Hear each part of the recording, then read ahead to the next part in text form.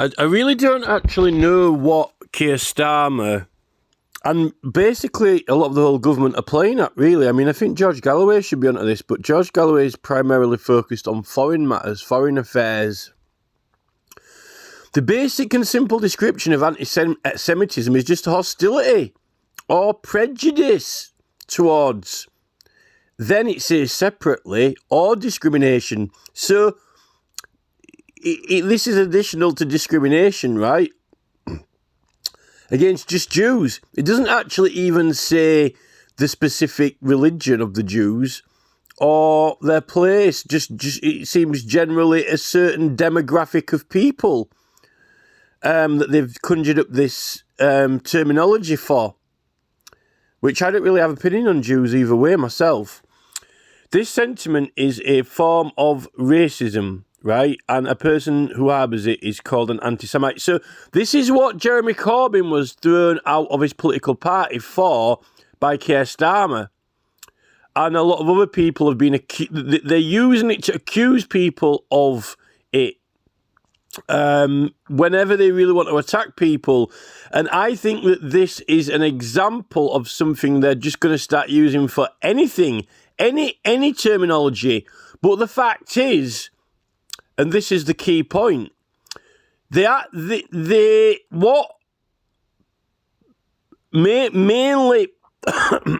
the Tory party, and specifically Priti Patel and her colleagues and the people around her, and now Jeremy Hunt, really, the Tory party, who their philosophy and their belief is in profits. They believe that profits aren't crime. Profits are lawful. Profits are good.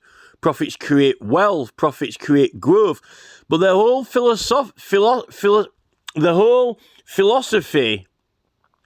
is that is a good thing. From the days in the private schools where we will take money off people, and it's not wrong to make profits out of people when they do the work. We make the profits, they do the work. We organise the work. And their belief is that that's perfectly normal. That's how the world should be run. And now you've got Charles boasting at the World Economic Forum of excess trillions and so forth. When you've got starving people and people, and then they're blaming pointing the finger at crime and so forth, right? Now, the thing with Jeremy Corbyn as a person with a belief system in how this country should be run, a lot of the old values of Labour, or the traditional values of Labour, is that workers should receive more money for work anyway, and people who aren't able to work, and possibly even who don't want to work, should be compensated by people who do, and also that the rich shouldn't be taking all the money for themselves. But there's another belief system in what the Labour Party claim was, this is what, the whole this is why Jeremy Corbyn really is not favoured by Keir Starmer, because Starmer is really a profit man now. And that is that Corbyn believes that a government should be run to provide services for the people, and the MPs really shouldn't be in government to make money for themselves. They should be there to make a good model for democracy and a good model for the country, and the laws fair for everyone, and the laws that work right for everybody, and that a lot of these companies shouldn't be walking off with all the money and profits. And you can have departments of innovation and technology. You've got lots of non-profit organisations that people donate money to and do research and make progress for science. The government could fund projects for things like, power stations, hadron colliders, all these things, to provide the scientists with the latest cutting-edge technology to make sure that we're at the forefront of, progress without, being forced to watch their adverts on YouTube and so forth and influenced by them socially and politically, which they've now been using as tools for political influence. And the fact is that these corporate entities and companies have walked off with all the money. They've taken all of the wealth from the world. And it hasn't all gone into furthering mankind's knowledge. And it definitely hasn't gone into furthering social matters. Because, socialisation is about laughing and crying. It's all about being human and understanding each other, not kind of banning certain aspects of being human and trying to create some sort of dark side of or light side of the moon where darkness never shines. Because the thing with the Tory party is that, even if you did illuminate the moon from multiple sides to light up the whole thing, this is what the Tory party are facing now. The Tory party are actually facing an illumination of all their wrongdoings. And, they've tried to cover up and protect themselves from wrongdoings with their peers. When in the right to petition, it even is the word grievance is if you've got a complaint against someone or something or someone in the government. Yet the Petitions Committee won't let you touch wrongdoings or grievances. When grievances is the wording for the right to petition, it's not in the American First Amendment, actually, where it first appears. It's that 1661 bill, Tumultuous Act. It mentions grievances in the right to petition. So, and when there's a large number of people with evidence against elected officials and MPs, it's not for private court cases or private complaints. There's a right if a government department or any individual in the government has done something wrong, and they've done it to a lot of people, and there's a lot of people with complaints about that person, possibly even for similar or the same things, then the thing is that those people have got a right to group litigation, or, if not group litigation, they've actually got a right to all give witness statements in one case, multiple statements. And when the government, unless someone's submitting Freedom of Information Acts all the time, the thing is that you've got a right to petition Parliament about legal cases anyway, which they're lying about. The Petitions Committee now are blatantly, when you have got something, you explain exactly what procedure you're submitting it by, exactly what rule you're submitting it by, exactly what legislation you're submitting it by, word for word. They are rejecting it and saying that, that doesn't exist.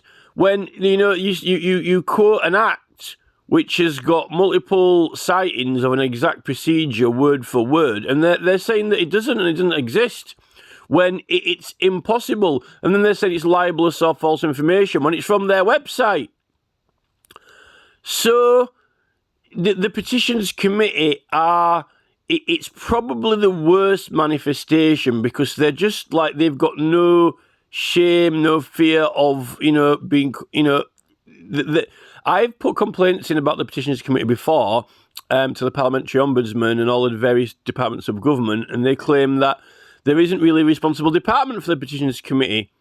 Like, there's nowhere that you can complain about them. So the staff seem to have some niche of loophole. But it's clearly evident that it's the ministers that are on the committee who are responsible for it and all the actions it does, because they oversee it.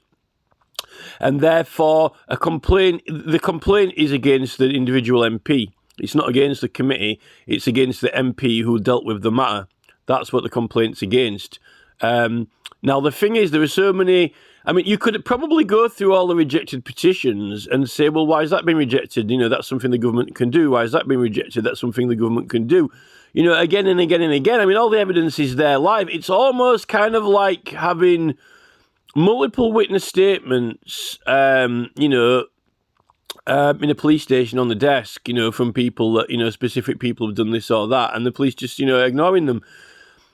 I saw a video the other day, I put it on the website, and it's this parking warden, and there's a lad sat in a car, and he's parked in an electric car bay, and the parking warden comes over and gives him a parking ticket, but he's sat in an electric car.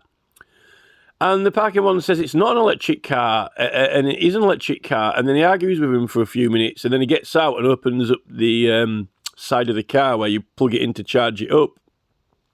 And it is an electric car. So the parking warden even still walks off. He knows that he's wrong. But that behaviour and conduct of that parking warden is exactly what is happening with the Petitions Committee. They're just, instead of the parking warden giving tickets out when there's absolutely no lawful right to give the ticket out, and it's clearly obvious that the person isn't liable to have a ticket. The petitions committee are refusing to publish petitions on the website when it's clearly obvious they can be run lawfully and legislatively. And they're even trying to restrict the quality and quantity of the evidence that you submit to it, and then say that your standards are too low. It's almost like graduating from college and getting an A on a. It's almost like submitting a very high quality essay at college and getting an A+ for it, and then moving on to university, and then when you do your dissertation, and those dissertations have got to be a certain number of words, or you won't get a degree, you won't pass.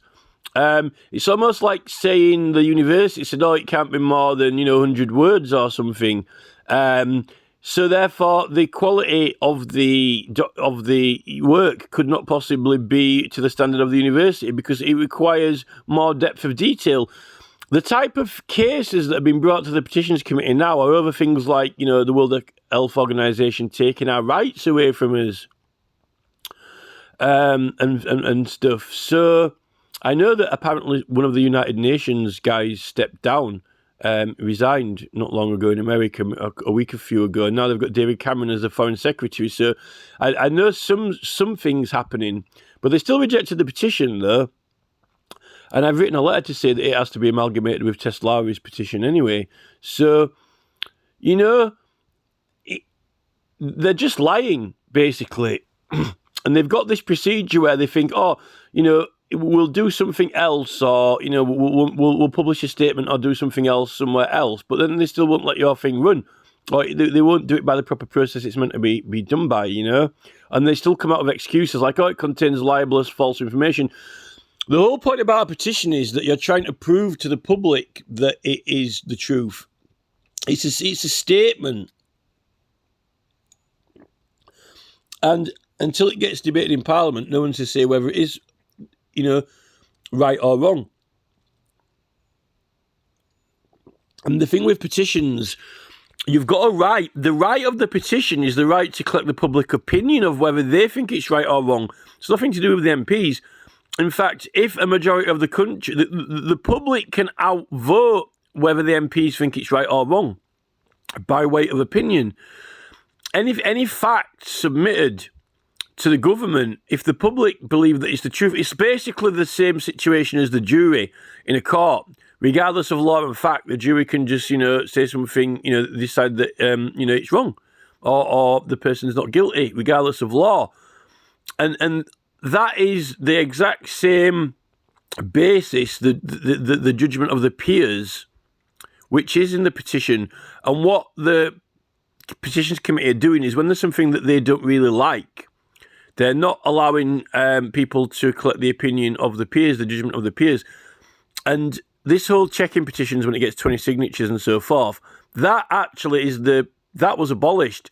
The checking of the signatures under 20 and so forth, or over 20, any checking at all of it was abolished in 1986 with that the last part of the Tumultuous Petitioning Act, which is withdrawn,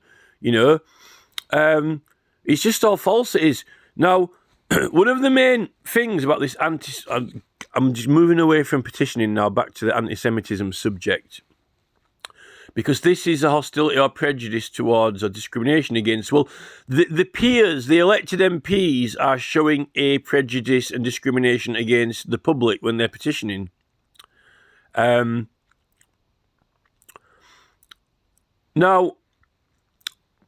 there's a demographic in England of these traveller people, gypsies, travellers, people who live outside or even, camp outside, people who live on the land or don't want to work. Because mainly, why wouldn't they want to work? Well, they might not believe their political opinion, their political affiliation, but also their religious belief as well, and their way of life. Basically, their belief, right? You don't need any more word than that. The belief is that all these, if you believe that all these corporate companies are taking all our money away from us, and you don't believe in profits, you think profits is sin or profits an evil, and that it should be illegal. It should be illegal, and that all of the money should be going back to the public or to science, and not to these massive, corporate entities. Even going to non-profits.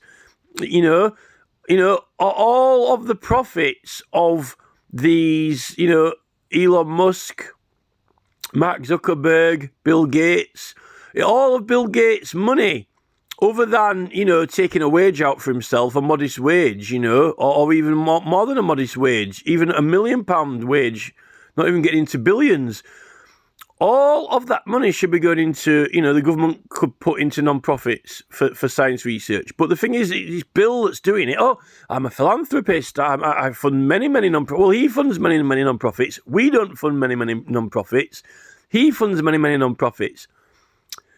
And then you've got all this YouTube popping up on Facebook that have got all these new processes and procedures, algorithms, removing people's comments when there's actually literally nothing wrong with the comments. They are using new technology, which we haven't got any legislation to govern it. And also they've got a hostility. They're using advertisements. Now, Jeremy Hunt has just said that he wants to get rid of the dole, benefits after 12 months or whatever, or unless someone's ill. He wants to scrap it. He doesn't think people should have a life of not working. Or even believe, probably likely with the same affiliation of Priti Patel, that we shouldn't have traveller people living outside. They're too dodgy.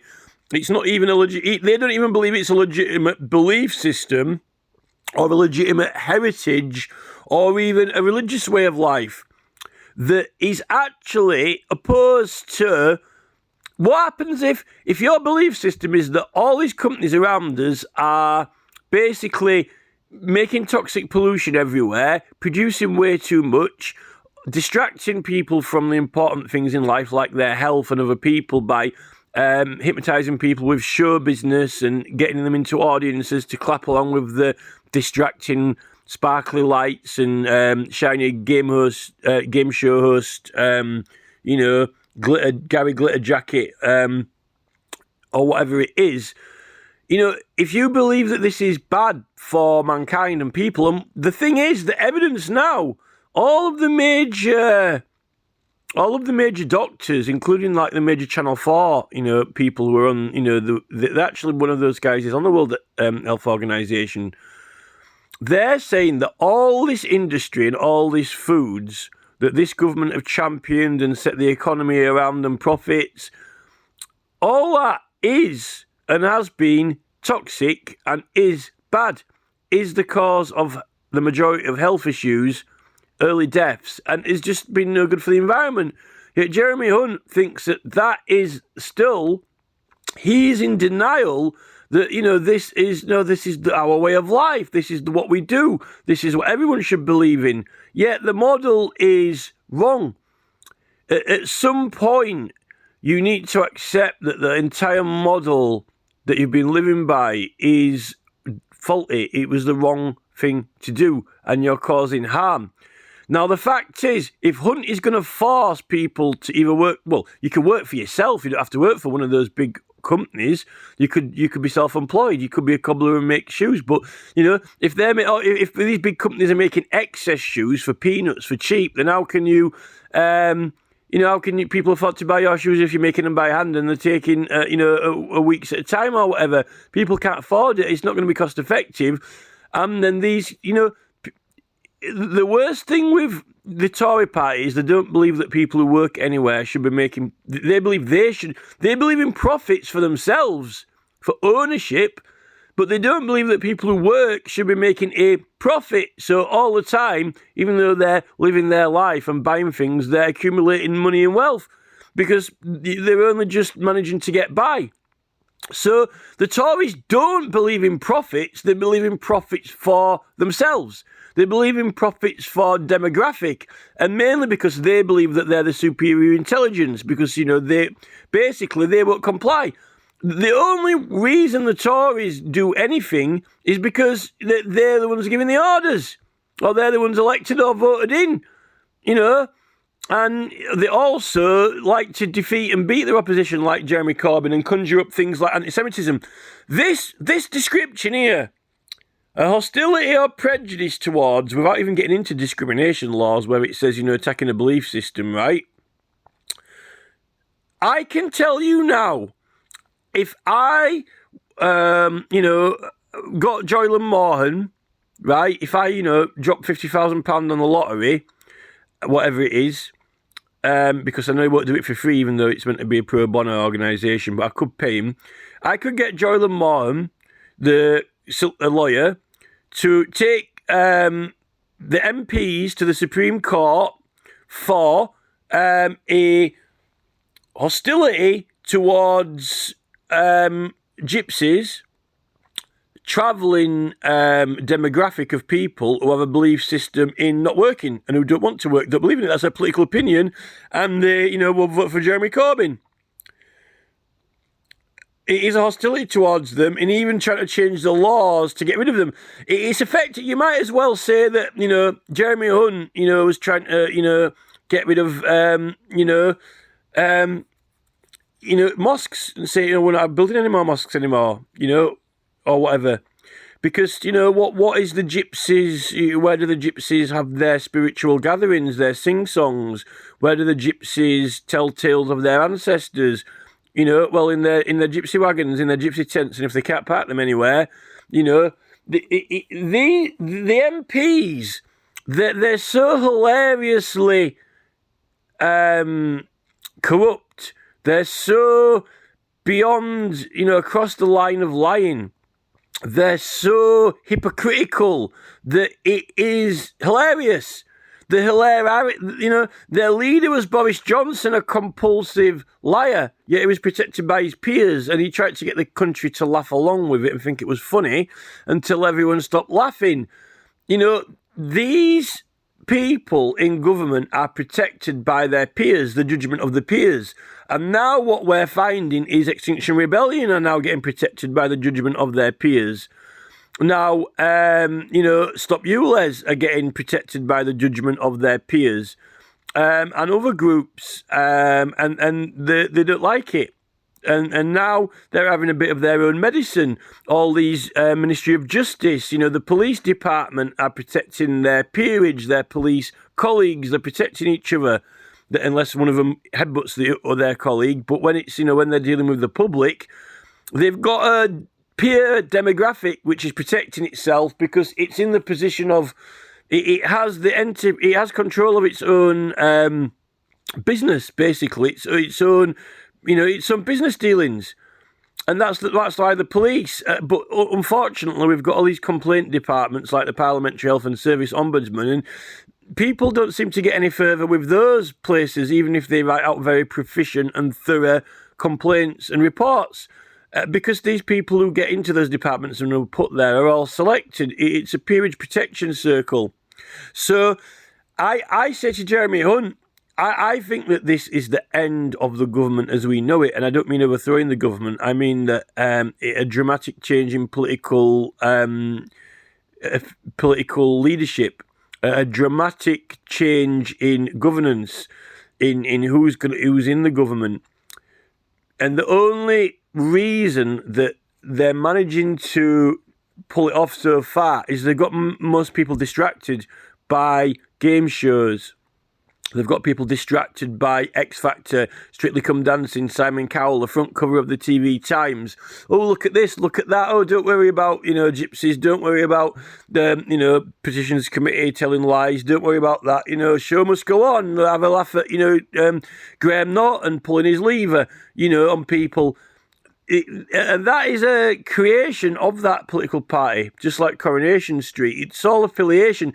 Their main, all their sponsorship and all their money is coming in from all the people who are pushing their agenda.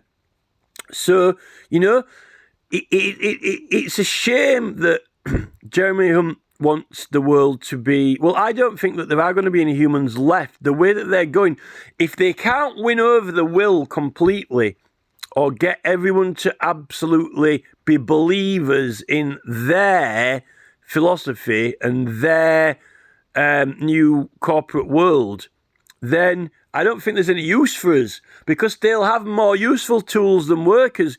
Once they've got tools, machines to do the remedial work, then they don't need us. But the only thing that we're good for then is arguing them how everything should be run. And they definitely don't even want to argue how everything should be run when we're doing it. When we're the ones who asked to do it. They want to beat us. They think they should be entitled to all the money when we're working. So when we're not doing the work, they're definitely not going to agree that we should be entitled to fair share and equal money, or even equal opinion and judgment of how things should be running. Particularly when, they don't, they don't even value the people who don't vote for those parties, and they don't think that demographic really should have an opinion. If suddenly that demographic that doesn't even vote at all had an opinion, that's what you really need. But I don't think that they don't vote. I don't think that other demographic believes in what they're doing, even though they might be turning up and going to work, But as for legality, this is, at the moment, this anti-Semitism is a complete and total coup. It's an absolute shambles of a thing to throw around when the Tory party are currently engaged in the exact same practice against Gypsy traveller people, and they're persecuting them they're finding ways to make their existence illegal, their way of life illegal. And that's, what they're calling Jeremy Corbyn out, even for criticising Jews, not even actually for doing anything in the law. But apparently the politicians believe that they can make up what laws they want, which means that Jeremy Corbyn, as a politician, surely could do and say what he wants, In a way, the thing with Jeremy Corbyn is he's always had a little bit of a, working class. But, Chaz and Dave, he's got his hat, even whether it's just, even if it's just like, a token or whatever. Jeremy Corbyn goes to all these festivals with live music. He does go to all the festivals and events. So it's almost really, Jeremy Corbyn, he kind of is, off the top of my head, really, one of the only MPs who's sort of kind of his persona or his caricature or his image really has any connection to the Gypsy Traveller people or folk people of England. He's the only MP who has a sort of visible kind of connection with that group of people. And it's funny, actually, that he is the one who got called out for this anti-Semitism, and he was the one who removed from the leadership of his party. I don't think Jeremy Corbyn is actually really... I don't think that he sees the importance of that, because there definitely isn't... whether or not Jeremy Corbyn thinks everyone should work or should not work, but, really, Corbyn, has been believing that, the government should be owning a lot of the, services, and it shouldn't be all for profits. It should be, going back to the people. And surely, I don't believe that if you're born, you immediately have to work in it for these big companies who are making massive profits out of everyone. Even if you have to work and do something, it shouldn't have to be for those big companies if you don't believe that, if you don't think what they're doing is morally right. And from all the evidence we've got, a lot of the things that they've been doing is very, very wrong, possibly even criminal. When it comes to, they're even, you see, those entities are suing the government for harming their potential projected profits, when those companies have been harming our projected future health with intent. So it should be us who are prosecuting them and claiming a lot of money back in compensation from people from them. So it should be the other way around. I don't think Hunt properly knows what's happening, what's going on, or I think he does, but it's almost like they're kind of like in disbelief at the moment. I think the Tories are sat at the war table, with the battle plan, and they're kind of like in disbelief. They don't actually believe that this is the end.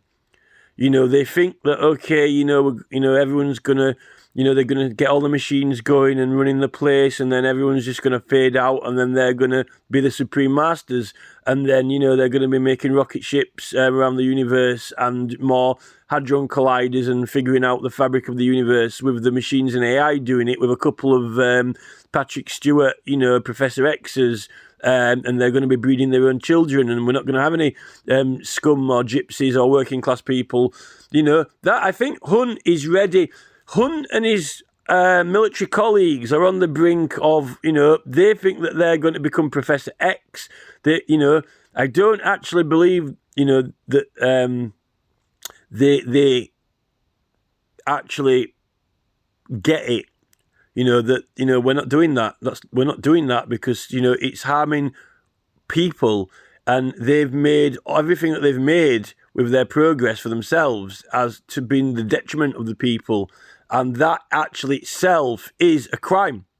Just like in this anti-Semitism against Jews, it is a corporate, what it is a corporate hostility, a prejudice and discrimination against people, against normal people, covered up, pretending to be caring about them when it has been all for profit and technological progress of themselves and their peers. And that is a crime. That is a crime. And the fact that the belief that, everyone should be working for them or their corporate entities, and if not, then the machine should be working for them and their corporate entities, not that, people should say, just a minute, we don't want to do this, we don't want to do that. We just want to be alive and live, and you're making far too much. That's the problem, and there's nothing actually criminal about that. It's a belief. But the thing is, they are starting to call out certain people. They're saying that, if it's Jews, you're not allowed to even criticise them.